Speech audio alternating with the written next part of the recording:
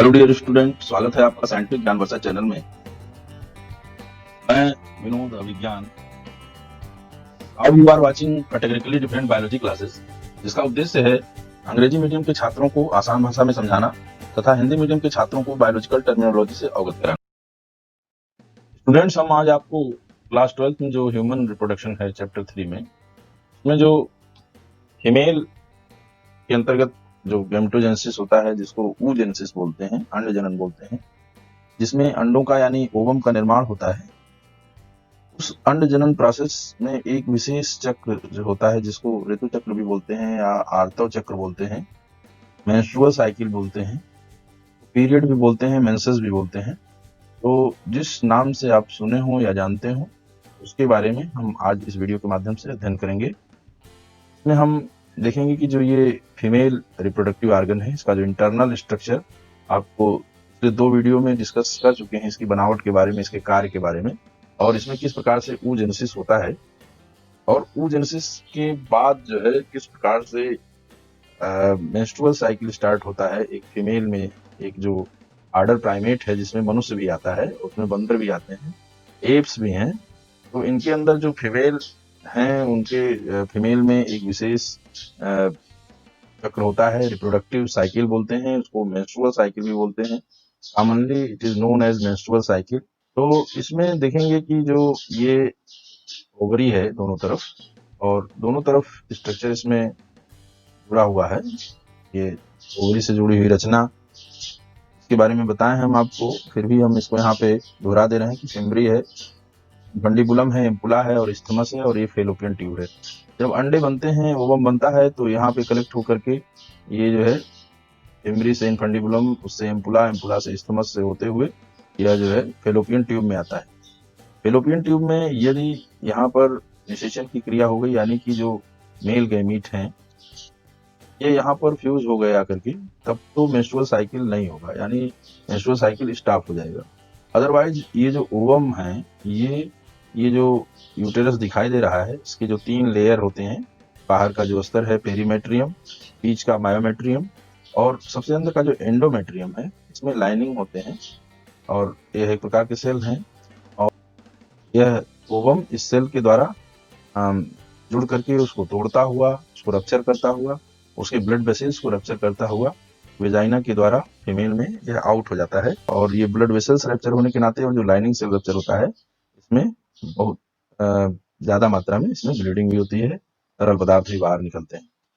ये जो ओवम का निर्माण है oogenesis में, और उसके बाद जो ओवम निकलते हैं, रिलीज होते हैं, इस प्रोसेस को बोलते हैं ओव्यूलेशन। इसी के दौरान, प्रेगनेंसी के दौरान जो है यह मेंस्ट्रुअल साइकिल नहीं होता है, बंद रहता है, और अगर प्रेगनेंसी नहीं हुई तब जाकर के यह प्रक्रिया होगी। हर 28 दिन या 29 दिन पर यह जो है ओवम बाहर होंगे, और वही प्रक्रिया बार बार दोहराई जाएगी। और यह जो प्रक्रिया है, यह प्रक्रिया विभिन्न प्रकार के हार्मोन्स, जो पिट्यूटरी हार्मोन्स हैं और जो ओवेरियन हार्मोन्स हैं, के द्वारा ये जो है ये कंट्रोल होते हैं। और FSH फॉलिकल स्टिमुलेटिंग हार्मोन और ल्यूटिनाइजिंग हार्मोन भी इसमें कार्य करते हैं, और ये संपूर्ण प्रक्रिया तभी संपन्न हो पाती है। इसको हम एक डायग्रामेटिक प्रेजेंटेशन के द्वारा समझते हैं। यह एक डायग्रामेटिक प्रेजेंटेशन है, जो बहुत सारे इवेंट्स होते हैं मेंस्ट्रुअल साइकिल के दौरान, मेंस्ट्रुएशन के दौरान। इस चित्र के माध्यम से आप बहुत अच्छे तरीके से आप इसको समझ सकते हैं। और इसमें आप देखेंगे कि जो पिट्यूटरी लेवल वाले जो हैं, वहां पे जो 2 हार्मोन्स स्रावित होते हैं, तो मुख्य रूप से जो फॉलिकल स्टिमुलेटिंग हार्मोन और ल्यूटिनाइजिंग हार्मोन, ये स्रावित हो रहे हैं यहाँ पे। और इनका ग्राफिकल जो है यहाँ पे चित्र दिखाया जा रहा है, इनका ग्राफिक्स के माध्यम से इसको दिखाया जा रहा है कि कहाँ पर कितना ये बढ़ रहे हैं और कहाँ घट रहे हैं। दूसरा जो इवेंट है इसमें, ओवेरियन इवेंट। ओवेरियन इवेंट में आप यहाँ देखें किस तरह से ये जो प्राइमरी जो oocyte हैं, वो सेकेंडरी oocyte में, और primary oocyte, primary follicle, secondary follicle, tertiary follicle, उसके बाद ग्राफियन फॉलिकल में, सेकेंडरी oocyte में ये चेंज होते हैं, कैसे डेवलप होते हैं, ट्रांसफॉर्म होते हैं, और ग्राफियन फॉलिकल किस प्रकार से रप्चर होता है, इसके बनने में ये जो हार्मोन है ऊपर ये कार्य करते हैं एफएसएच और ल्यूटिनाइजिंग हार्मोन। तीसरी परिघटना जो होती है यूटाइन में होती है, वहां पर किस तरह से ये घटनाएं होती हैं। ये तीनों घटनाएं आप देखें, जो पिट्यूटरी ग्लैंड से स्रावित होने वाले जो हार्मोन्स हैं वह, और उसके साथ जो ओवरी में चेंज होता है वह, तथा जो यूट्रस में चेंज होता है, एक साथ जो चेंजिंग होती है तीनों जगहों पर, उसको इस प्रेजेंटेशन के माध्यम से दर्शाया जा रहा है। यहाँ पे आप दिनों की संख्या देखें, ये डेज 1 to डेज 29 तक ये दिन दिए हुए हैं, 1, 3, 5, 7, 9, इस तरह से 25, 27, 29 और फिर 1 आ जा रहा है।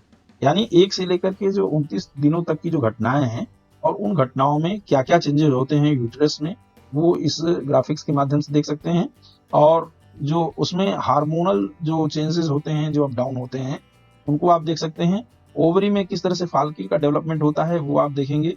और जो ओवेरियन हार्मोन्स हैं, जो मुख्य रूप से ओवरी में स्रावित होने वाले हार्मोन्स एस्ट्रोजन और प्रोजेस्टेरॉन, उनका क्या यहाँ पर डेवलपमेंट है ये आप देख सकते हैं। यहाँ पर जो आप यहाँ पे 14 दिन जो इसका पूर्वार्ध है उसमें किस तरह से घटनाएं होती हैं, और 14 दिन के बाद किस तरह की घटनाएं होती हैं 29 दिन तक, ये भी आप देख सकते हैं। यहाँ पर जो एक ही साथ जो ये एफएसएच हार्मोन है, जिसको फाल्किल स्टिमुलेटिंग हार्मोन कहते हैं, फाल्किल को बनने में स्टिमुलेशन का कार्य करता है, उद्दीपन का कार्य करता है, तो सहयोग देता है कि वो ट्रांसफॉर्म करें, वह प्राइमरी ओसाइट से प्राइमरी फाल्किल बनाए और प्राइमरी फाल्किल से सेकेंडरी फाल्किल और सेकेंडरी फाल्किल से टर्शियरी फाल्किल ये बना लें, और उसके बाद जो है सेकेंडरी ओसाइट का उसके अंदर निर्माण हो। और भी घटनाएं इसमें होती हैं, और उसके बाद जो है ग्राफियन फाल्किल बने, ये रचना होती है। साथ ही यहाँ पर जो है ये जो 3 से 5 दिन तक का जो स्टेज है इसका, तो मेंस्ट्रुएशन बोलते हैं, मेंस्ट्रुएशन फेज बोलते हैं। इसकी जो लेंथ होती है वो 3 से 5 दिन तक होती है। इसमें जो है ब्रेकडाउन होता है एंडोमेट्रियल लाइनिंग का, यूट्रस का, और ब्लड वेसल्स भी रप्चर होते हैं। ये जो घटनाएं हैं, यदि ओवम फर्टिलाइज हो गया तो ये घटनाएं नहीं होंगी। ये जो साइकिल है वो 1 से 29 दिनों वाला वह नहीं होगा, और सारी प्रक्रियाएं रुक जाएंगी प्रेगनेंसी के दौरान। लेकिन अगर प्रेगनेंसी नहीं है तब भी 1-2 परिस्थितियां इस तरह से हैं। यदि मान लीजिए फीमेल में स्ट्रेस बहुत हो, तनाव हो बहुत ज़्यादा, या कमजोरी हो, तब भी ये मेंस्ट्रुअल साइकिल जो है इरेगुलर हो जाता है, और ये जो दिन है, दिनों की संख्या के दौरान जो है वो मेंस्ट्रुअल साइकिल नहीं हो पाता है उसके अंतर्गत।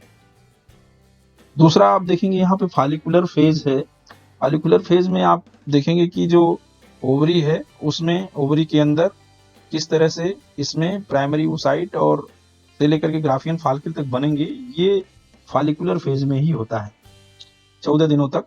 यहाँ पे देख रहे हैं 14 दिनों के बाद ये जो ग्राफियन फाल्किल है यह रप्चर होकर के इसमें से ओवम रिलीज हो रहे हैं, यानी ओव्यूलेशन हो जाता है। और जो ये बचा हुआ भाग है ग्राफियन फाल्किल का, ये कन्वर्ट हो जाता है एक अलग रचना में, जिसको कार्पस ल्यूटियम बोलते हैं। वो जो है कार्पस ल्यूटियम में ये कन्वर्ट हो जाता है। फिर जब इस दौरान 3 से 5 दिनों के बाद जो है ये धीरे धीरे जो एंडोमेट्रियम है, यह इसके अंदर प्रोलिफरेशन होकर के ये जो है फिर से रिजनरेट हो जाता है इसमें लाइनिंग सेल, और मरम्मत का कार्य चलता है। और ये जो भी चेंज आप देख रहे हैं पिट्यूटरी और ओवेरियन हार्मोन के लेवल की चेंजिंग के कारण ये सारी घटनाएं हो रही हैं, चाहे वो यूटेरस के अंदर का चेंज हो, चाहे ओवरी के अंदर जो फाल्किल का निर्माण है, जो ओवम बनने की प्रक्रिया है, वह ये सब जो है हार्मोनल कंट्रोल में होते हैं। एक तो पिट्यूटरी हार्मोन लेवल है, और दूसरा है ओवेरियन हार्मोन लेवल। ये दोनों के नाम आप याद कर लें, FSH follicle stimulating hormone, luteinizing hormone LH, और एस्ट्रोजन और प्रोजेस्टेरॉन। ये जो हार्मोन है, ये जो यही हार्मोन इसमें ये जो चेंजेस होते हैं उसके लिए ये रिस्पांसिबल होते हैं। इसको जो एफएसएच है और एलएच है, ये जो दोनों हार्मोन हैं, इसको हम जो है गोनाडोट्रोपिन के नाम से भी जानते हैं। और यह फॉलिकुलर जो फेज होता है, इसमें ये धीरे धीरे बढ़ता है, और 14 दिनों तक ये पीक पर इसको पहुंचाता है। और पीक पे पहुंचने के बाद ल्यूटिनाइजिंग हार्मोन का स्राव बढ़ता है तेजी से और ग्राफियन फॉलिकल रप्चर हो जाता है और ओवम का ओव्यूलेशन हो जाता है। यहाँ पे देखें ये बढ़ रहा है LH हार्मोन तेजी से और इसका ग्राफ बढ़ रहा है, यानी इसकी मात्रा बढ़ रही है और इस कारण से ये जो है इसमें से ओव्यूलेशन हो जा रहा है, यानी ओवम रिलीज हो जा रहा है। हमने अभी आपको बताया कि जो ये ग्राफियन फॉलिकल का भाग है ये कार्पस ल्यूटियम में बदल जाता है और इस कार्पस ल्यूटियम से ये जो ओवेरियन हार्मोन है ये इसका लेवल इसका ये जो है निर्माण होता है कार्पस ल्यूटियम से। ये जो कार्पस ल्यूटियम है प्रोजेस्टेरॉन हार्मोन का जो है स्राव करता है। यह जो प्रोजेस्टेरॉन है ये गर्भाशय यानी यूट्रस के अंदरूनी जो स्तर है एंडोमेट्रियम उसको मरम्मत करने का कार्य करता है।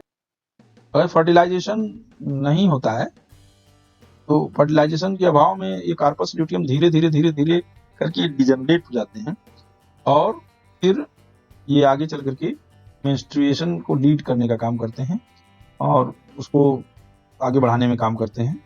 ये जो स्टेज है 14 से आगे के दिन का इसको बोलते हैं ल्यूटियल फेज या सेक्रेटरी फेज। यह जो प्रक्रिया है यह बार बार होती रहती है। अगर जो फर्टिलाइजेशन हो गया फीमेल गैमेट से तो नहीं होगा, अगर जो फर्टिलाइजेशन नहीं हो रहा है तो यह प्रक्रिया महिलाओं में मादाओं में जो मनुष्य हैं और जो बंदर हैं और जो एप्स हैं उनके फीमेल्स में यह प्रक्रिया बार बार दोहराई जाती रहती है और जिसको हम बोलते हैं मेंस्ट्रुअल साइकिल या आर्तव चक्र या पीरियड या मेंसेस। स्टूडेंट्स आपको यह वीडियो कैसा लगा? इसको अच्छा लगा हो तो इसको लाइक करें और अपने दोस्तों में शेयर करें। इस वीडियो पर कमेंट भी दें कमेंट बॉक्स में जाकर के और चैनल को सब्सक्राइब करें, बेल आइकन भी प्रेस करें ताकि आपको जो साइंटिफिक ज्ञान वर्षा का अपडेट है वो सबसे पहले प्राप्त हो सके। Thank you. जय हिंद।